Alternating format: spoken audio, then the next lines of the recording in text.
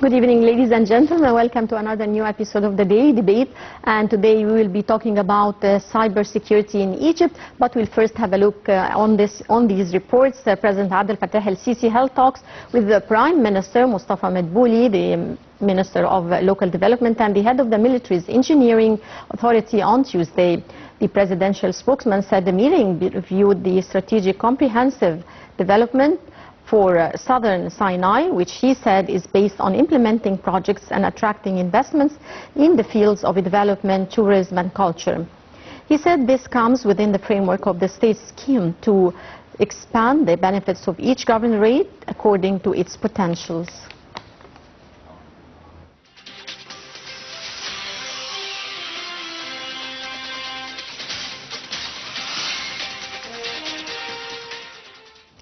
Welcome back, dear viewers, and moving on to the UN General Assembly in New York, Minister of Foreign Affairs, Immigration and Expatriate Affairs Badr Abdel Ati delivers Egypt's speech at the 79th annual session of the UN General Assembly in New York on Tuesday.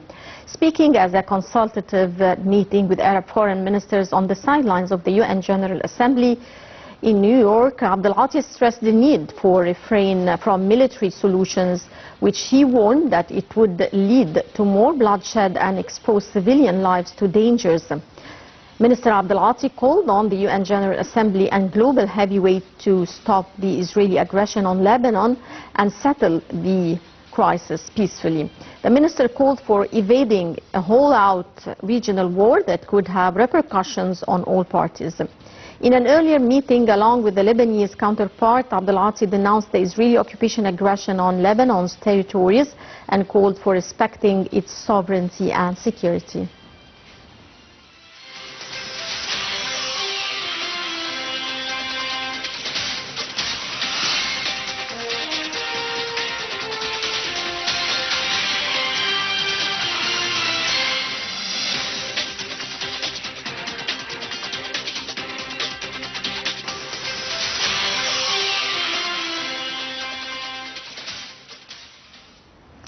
Welcome back, dear viewers, and moving on to our special reports and the main topic of today. Egypt ranks among elite cybersecurity nations. Let's check out this report.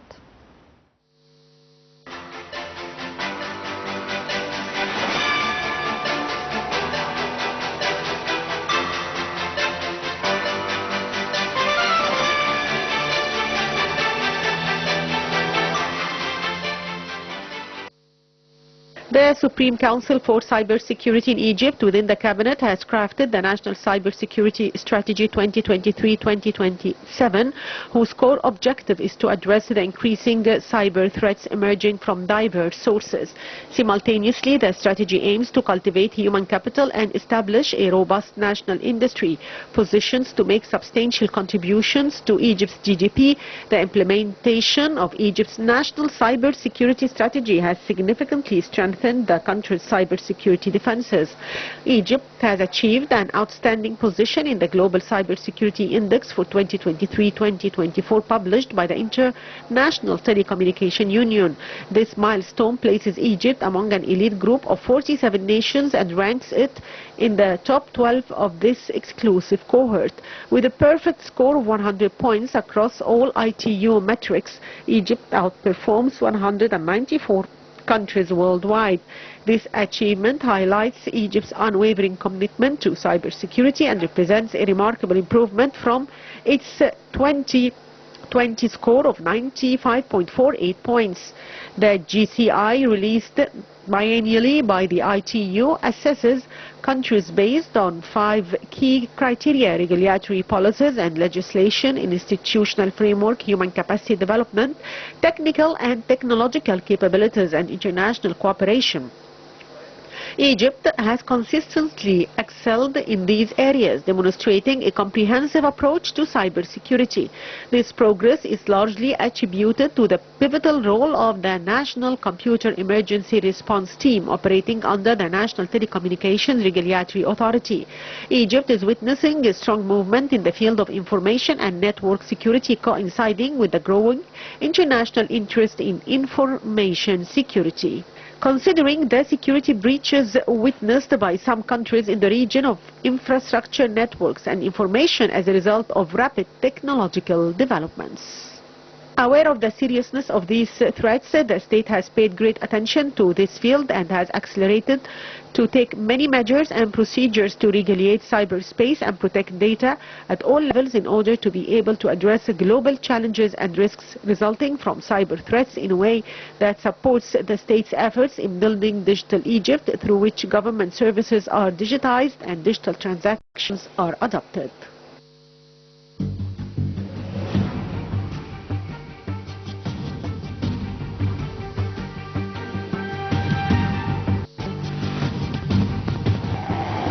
تحية تقدير واحترام لبطل حقيقي. البطل ده هو مصر وشعبها. الحكاية مش حكاية لا حكومة ولا قيادة، ده حكاية كل مواطن في مصر. أكرمت مصر وشرفت مصر وعزيت مصر، انتم قتلتم. فالشرف كل الشرف والكرامة كل الكرامة والفضل كل الفضل لله سبحانه وتعالى، ثم ليكم انتم. شرفتوني واكرمتموني وعزتوني ورفعتوا راسي قدام الدنيا كلها باللي انتم عملتوه. والله والله والله لن يستطيع اي رئيس يقف مكاني هنا انه يقدر يعمل حاجه بدونكم. لن يستطيع.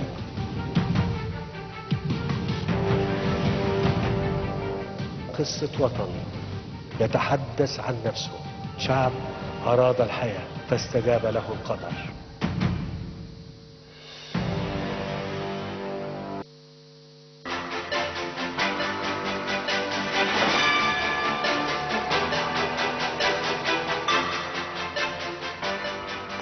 Welcome back, ladies and gentlemen, and moving on and focusing on cybersecurity in Egypt. We're delighted to be joined here live at the studio by Dr. Mohamed Azzam, board member of the International Association for Management Technology. Thank you very much for joining us, sir. Thank you very much. Always pleasure and honor being with you. Thank you. Always a pleasure to have you, sir. How do you see the significance of having a strategy for cybersecurity in Egypt? This is very important aspect. Actually, we are living in a hybrid world now. Cyberspace is becoming an extension to our physical life. We are totally dependent on information and communication technology in every single aspect in our life, including our public services offering, including how we conduct business, how we learn, how we communicate, how we transfer funds and money, how we deal with the banking institutions, how we modernize our industrial sector, our trade sector, our healthcare sector. So information and communication technology is becoming the backbone of our life today in the 21st century. That's why I need to protect every single element within this ecosystem. And to have this, I need to protect the infrastructure, the ICT infrastructure. I need to protect my networks. I need to protect my data centers. I need to make our data so integrated so nobody can manipulate the data or compromise the data. I need to be sure that the data transfer from one entity to another entity is being secured and encrypted so nobody can hack it or compromise it for illegal purposes.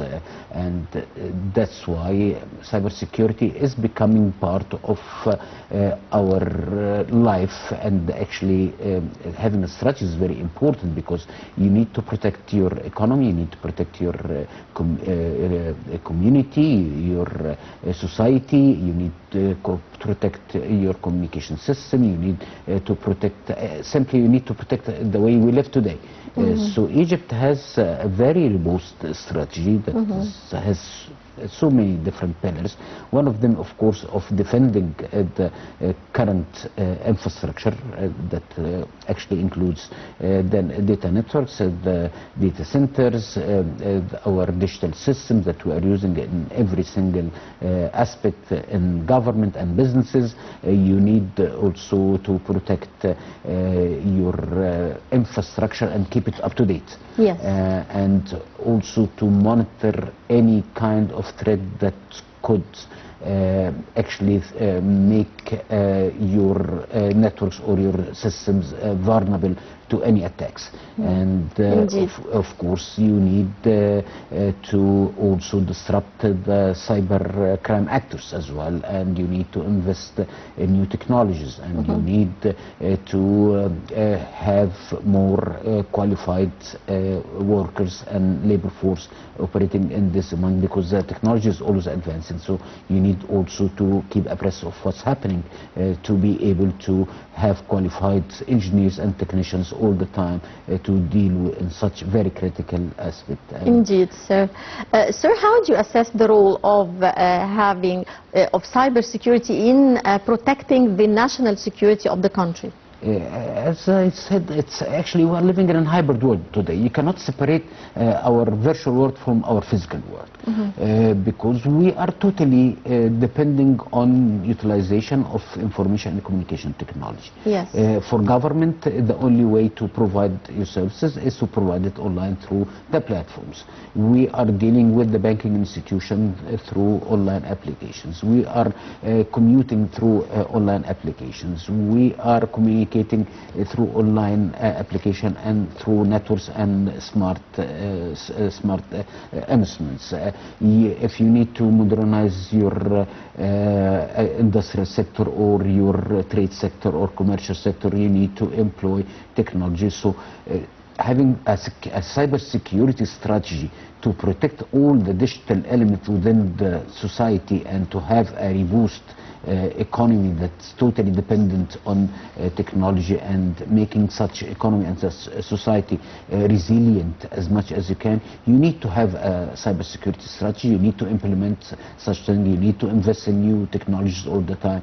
You need to apply state-of-the-art technologies to protect your infrastructure, your data systems, your applications, the way you conduct business, the way you communicate with different entities within the country. So it's becoming on the top of the priority of so many nations, actually, including the most advanced nations on the planet. Sure. What is the key to keeping a national cybersecurity strategy effective, and how does this affect both public and private sectors? This is a very interesting question, actually. If you need to have an effective cybersecurity strategy and to implement such a strategy for the benefit of the country, you need to keep an eye on the latest technologies all the time. Because as long as the technology is progressing, you need to revisit your strategy. You need to revisit your defense mechanism when it comes to protecting your networks and data. You need to have all the time qualified engineers and technicians who could deal with such stress, and even you need such qualified engineers and technicians to build new applications, because actually one of the most important thing that you need to produce your own technology in this regards. You cannot depend only on imported technology, so you need to build capacity within the country and use this qualified engineers to build your own cybersecurity defense mechanism. So this is very important aspect. Another aspect is you need to be open to international cooperation. Because the issue of cybersecurity is becoming a global issue. That's why you need to open venues, and you need to open dialogues, and you need to have a sort of knowledge transfer program with the most advanced nations in the domain of cybersecurity and artificial intelligence and data sciences, especially in the United States and China, of course. This is the two most advanced nations in cybersecurity. cybersecurity? Cybersecurity and artificial intelligence, in that sense, actually, they are head-to-head in such thing. And I think there is one of the treaties that signed during Dr. Madbouli's visit to China was about having a fund for high-tech, that including cybersecurity and artificial intelligence as well as data sciences. How far has the implementation of Egypt's national strategy for cyber security strengthened the country's cybersecurity defenses? This is actually was quite clear in the ITU report just launched a few weeks ago. Actually, Egypt is considered now as not only as one of the top 25 countries when it comes to cybersecurity index, but also as a role model. So this is totally shows that Egypt on the right track, because Egypt has very dynamic strategy. They are building capacity all the time. They are investing in new technologies as a country in all the time. We are actually encouraging startups to build new technologies, to develop new technologies when it comes to cybersecurity, and we have so many great startups in this domain. Egypt is quite open for international cooperation, which is something actually adds to the benefit of having a robust cybersecurity implementation and to have an effective implementation of the strategy. Also, Egypt has a regulatory framework and legal framework that govern the cybersecurity. Now we have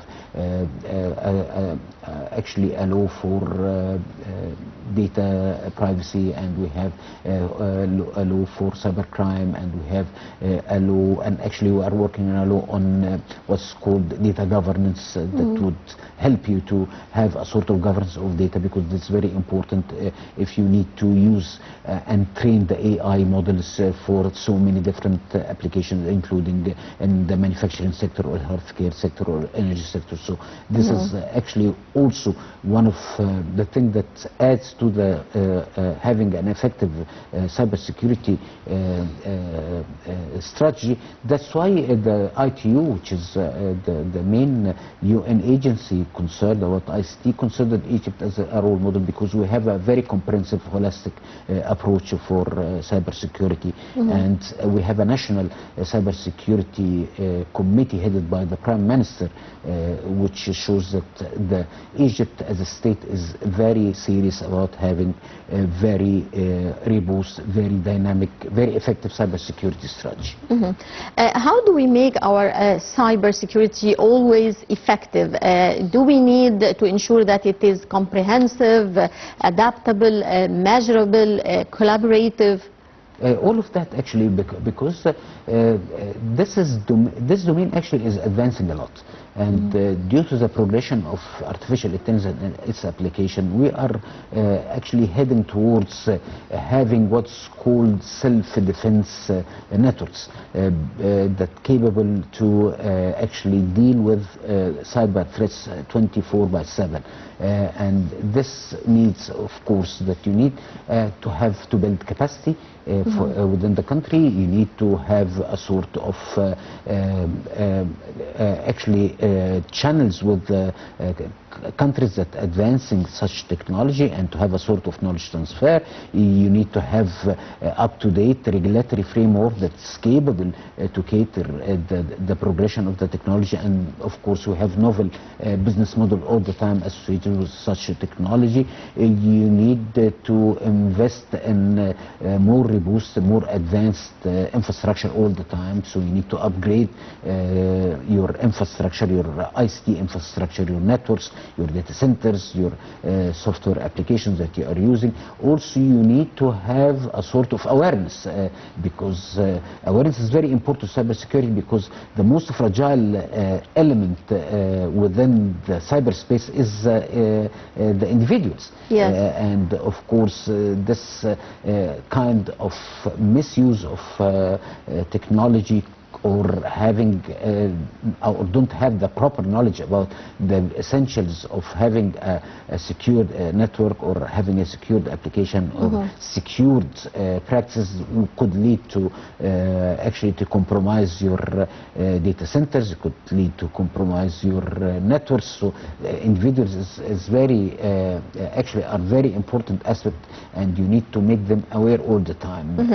How could we make the individuals aware of the importance of cybersecurity? I think now it starts with actually from school. You need to introduce the basics of cybersecurity even to kids in school. And of course you need to make such knowledge available for people, and you need to talk about cybersecurity a lot, and you need to showcase if we don't follow the standards or the international standards of applying cybersecurity measures, and how this kind of misuse of technology or dealing with technology in an improper way could lead to disasters. So we need to showcase all the time. We need to talk about cybersecurity and the basics of cybersecurity, start from schools up to elderly people actually, because everyone should know how to implement, I would say, effective cybersecurity practices within your organization, within your public office, within on the personal level, on even the personal level and the professional level. And the professional level. Sir, what are the main guidelines that you would like to tell our viewers, for example, that they should follow to apply cybersecurity and to raise their awareness on the significance of cybersecurity and how they can implement it on themselves?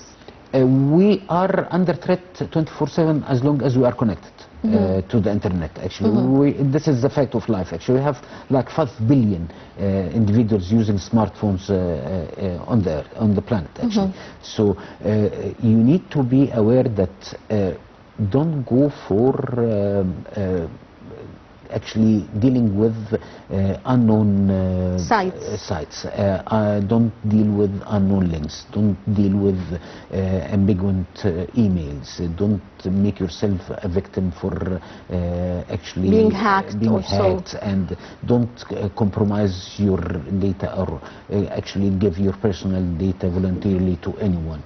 So this is on the individual level. For the small business, actually you need to depend on using application that secured, that your data should be in secure place, and you don't need to have your own data at your place. You need to use the cloud services. Actually, the government of Egypt introduced one of the largest cloud services centers in the Middle East and Africa a few months ago, and this kind of service is also availed for small and medium enterprises and small businesses. So it's very important to use such secure technology. For government, of course, the government is always using very trustworthy infrastructure, very trustworthy applications, and of course the measures of or the precautions of using cybersecurity measures is quite high at governmental offices. So actually cybersecurity is becoming I would say the responsibility of everyone, because it is. How has Egypt managed to achieve a prominent position in the global cybersecurity index? Because we are keeping abreast of what's happening. We are having a very dynamic strategy. We are building capacity for individuals, for engineers. We are making awareness. We are developing very up-to-date legal framework. We are opening venues with other countries, and of course international cooperation is very important.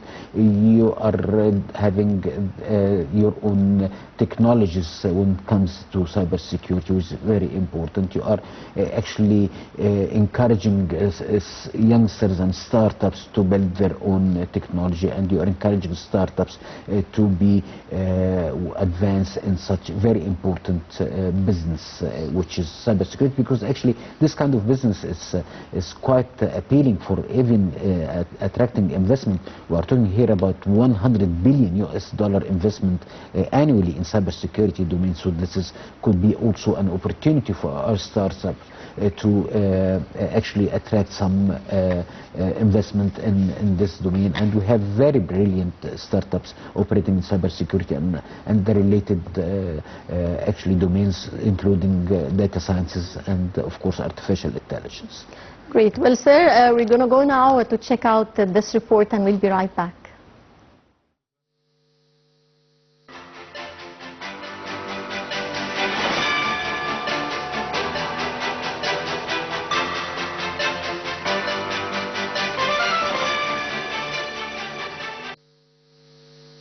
The Arab Information and Communication Technologies Organization, part of the Arab League, launched the Arab Cyber Security Strategy to protect the Arab cyberspace from cyber threats and hacking. The Arab Cyber Security Strategy further aims to confront challenges faced by Arab government in securing their cyberspace, protecting application development, securing communication infrastructure, managing data, and overseeing cyberspace.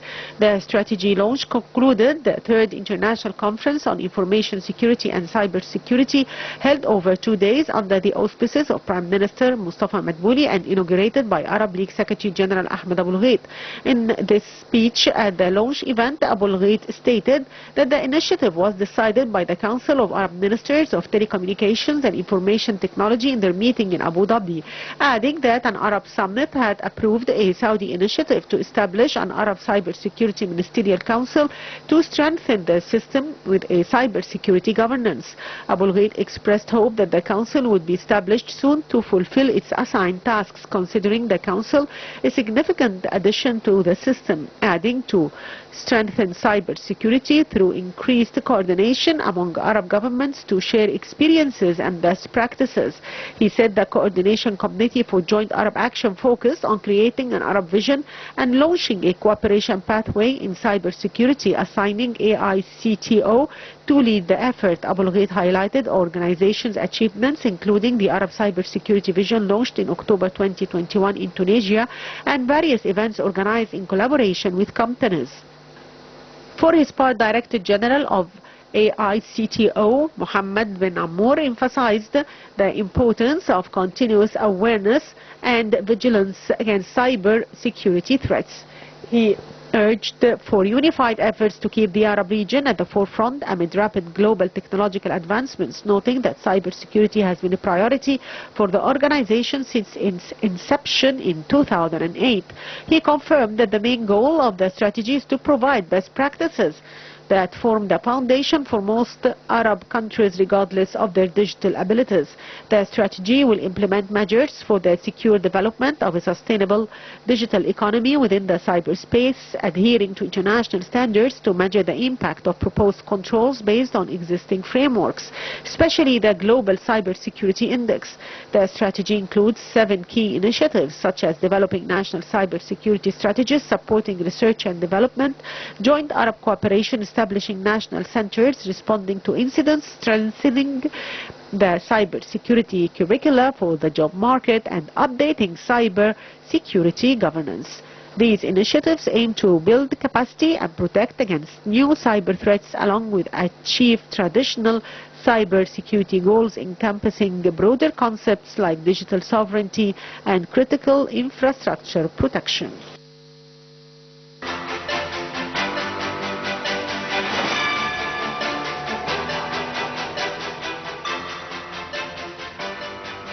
Welcome back, ladies and gentlemen, and still continuing our discussion with Dr. Mohamed Azzam on cybersecurity and its threats and, of course, the world. How does the world, sir, perceive cybersecurity and its repercussions? Actually, it's becoming on the top of national agenda in any advanced country today. If you look at the U.S. cybersecurity strategy launched March 2023, it's called Biden-Harris cybersecurity strategy.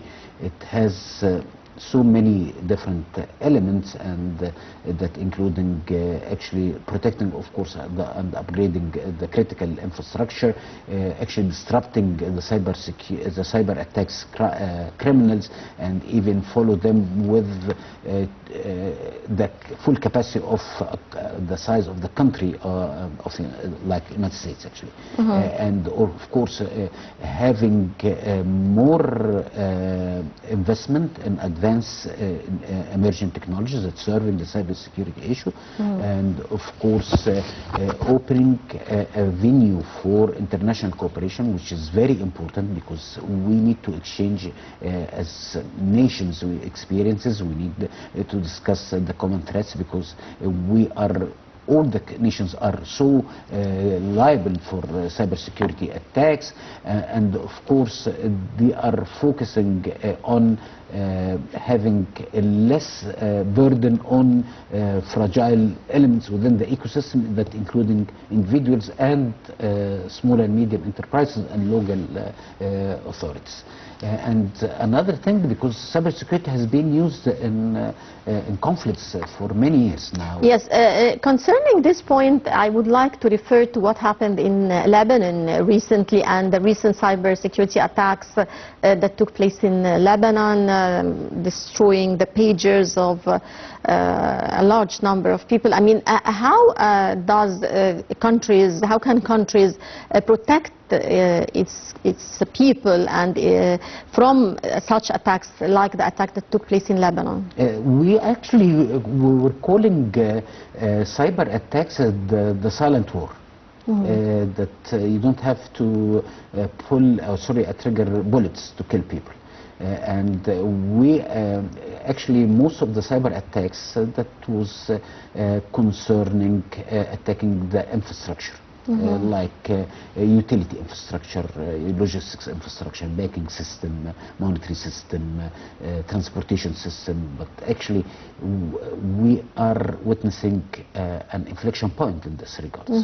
This was very serious incident, and we were talking about weaponizing information, but from a very light perspective. And now we are talking about weaponizing information literally, and making personal electronic devices as weapons, which is something very serious, because this will lead to a new wave of using electronic devices, that everyone on the planet actually carrying a device or more, to have this device as a weapon. This is very serious, to compromise a network and making such device as a bomb that attached to the bodies of the people. This is something that we need to study well, and I think this incident actually will force so many nations to revisit the cybersecurity strategy and how to have more protection against such totally new, unprecedented threats, that using your device, your personal device, as a weapon, which is actually this. Even the personal mobile, the smartphones is used. The TVs, the personal mobiles, the smart watches, everything actually. We have 5 billion smartphones, and we have 250 billion systems attached to the or instruments attached to the internet. So that actually, if we are going to such use of weaponizing the information, the result will be actually more than you can imagine, and you cannot even compare. Could be catastrophic, actually. Actually, you cannot even compare it to what happened in 1945 in Hiroshima. In Hiroshima. It's totally different scale, actually. And that's why this could be more devastating, faster and quicker, and you can do it remotely. And very precise, actually. And very precise. You're choosing who to eliminate eliminate, who to deal with, the size of damage actually is beyond imagination. And imagine that if we are going on a global level and use such concept of urbanizing information and urbanizing the information and communication technology, and use this kind of mechanism to attack individual, this is actually would be beyond imagination, because it will actually make a real disaster. And because we are not only attacking people, actually this will put enormous pressure on every system, that including the healthcare system, the logistics system. So this is very serious actually, and it seems the silent war is becoming very loud war using ICT and the concept of weaponizing information. And this should, I think, last Friday, the Security Council held the meeting to discuss this issue specifically, because actually we need to have an international framework for how we use the technology in conflicts and wars, because we are totally dependent on technology, because technology is advancing our societies, advancing our economies, and advancing our lives. So we shouldn't turn technology into a weapon against human beings, which is something totally unacceptable, and it should be considered as a war crime. Sir, remaining on this point about cybersecurity and it's being used in wars and conflicts, now how can the world formulate or regulate this kind of technology use in order to protect world countries from using technology and smartphones and all devices, in order to protect countries with an international regulatory form?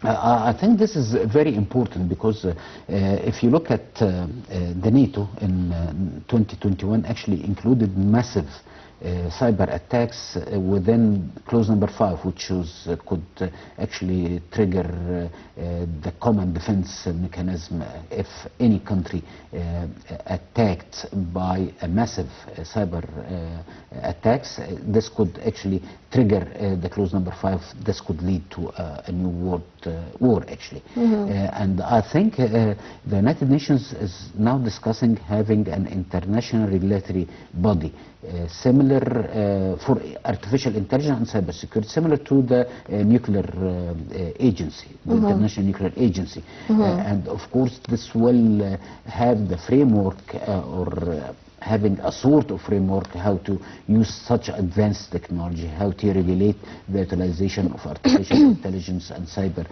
security measures, and up to what level, and what the civic application of such technology, and what is not applicable for countries to use, and what shouldn't be used as well. Because this is, I believe that we need to have an international regulatory framework for utilization of the technology for the benefit of the mankind, not the opposite, and should abide countries under the international law to this kind of regulation. Otherwise it could lead to a chaos and disaster. Sure. Sir, Egypt is currently ranking the 23rd globally in International Communication Union's Cybersecurity Index. What's your aspirations for the country to improve this ranking further? Actually, we need to be among the top 10. And this only doable if we invest more in research and development, in developing our own technology, and having more qualified engineers and technicians working in cybersecurity, and also building or upgrading our national information and communication infrastructure, and make it up to date all the time. And of course by having more collaboration between our friends among, along the Arab region to build a regional cybersecurity strategy is very important. We need to complement each other, especially in the light of the current situation, that the kind of tension that we are witnessing all over the world, from Europe to the Middle East to the African Horn to the South Asia. So actually we need to build a comprehensive, implementable Arab cybersecurity strategy, and I think during the report this was a meeting among the Arab nations to discuss such issue, because it's becoming one of the things that we need to build to protect the national security of the Arab nations, and of course this is the way you can advance your rank along the international ladder. So it's always a very dynamic approach, and there is actually there is no limit for such advancement, and you need to own this kind of technology to be on the top of your peers all over the world. Which is actually always evolving and developing. I mean, how far can Egypt follow and develop itself with other countries around the world? I mean, it's not an easy task to be updated all the time. I mean, there's advances in technology every day almost. Every hour. Every hour. And it's very challenging. Yes. That's why you need to have to secure funds for research and development. You need to have actually a flow of qualified engineers and technicians working in this domain. You need to have open venues and open lines between you and so many countries, advanced countries, all the time. You need to implement the locally developed technology within your local systems. You need to upgrade your systems all the time. You need to monitor what's happening all over the world all the time. It's an ongoing process. Actually, it's a journey that will never end. And of course, you need to be aware that the technology is always forcing us to use so many different models. That's why we need to have an eye on the technology progression. You need to have an eye on regulatory framework that advance this technology. You need to open more room for Egyptian startups to develop such technologies and to utilize such technologies within your local application on the government level or on the business level. So you need to have very comprehensive approach. You need to update this approach regularly, because otherwise you will be outdated. So is it the role of the government alone to work on this, or is it also the role of the private sector? Definitely both. If you look at any advanced nation, if you look at a country like the United States or China, even China, they are spending hundreds of billions on R&D, 75% coming from the private sector. So if the people, actually there was a wrong notion that the research and development is the responsibility of the governments. Actually, governments all over the world, you're talking between 25–30% of R&D funds. The other amount of the other funds coming for R&D funds actually are coming from the private sector to have very competitive private sector. So it's the role of the academia, it's the role of the government, the role of the private sector. So it's the role of everyone actually.